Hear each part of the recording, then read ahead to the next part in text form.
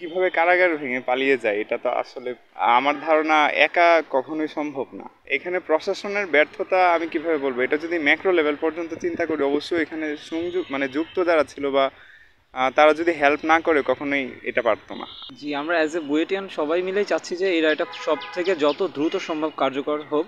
Because already একজন হচ্ছে গিয়ে পালাই গেছে, আসামি একজন পালাই গেছে, যেটা অ্যাকচুয়ালি বাংলাদেশের আইন বিভাগের জন্য একটা খারাপ একটা দৃষ্টান্ত সারা পৃথিবীর কাছে। সো আমি অ্যাকচুয়ালি চাই যে এটা খুব দ্রুত কার্যকর হোক আমাদের বুয়েটের জন্য। এটা তো সব সব আমরা সবাই প্রত্যাশা করতেছি, আর এটা হচ্ছে বিশ্ববাসীর কাছে বাংলাদেশের আইন বিভাগের একটা বড় দৃষ্টান্ত হবে। তাই অতি দ্রুত যাতে ওই যারা মৃত্যুদণ্ড পেয়েছে তাদের তাড়াতাড়ি মৃত্যুদণ্ড কার্যকর হোক। আর যে জেমি নামে যে পালিয়ে গেছে তাকে যে অতি সত্বর গ্রেপ্তার করে তাকে মৃত্যুদণ্ড দেওয়া হোক। আর হচ্ছে আমার রায় অনেকটাই সন্তোষজনক।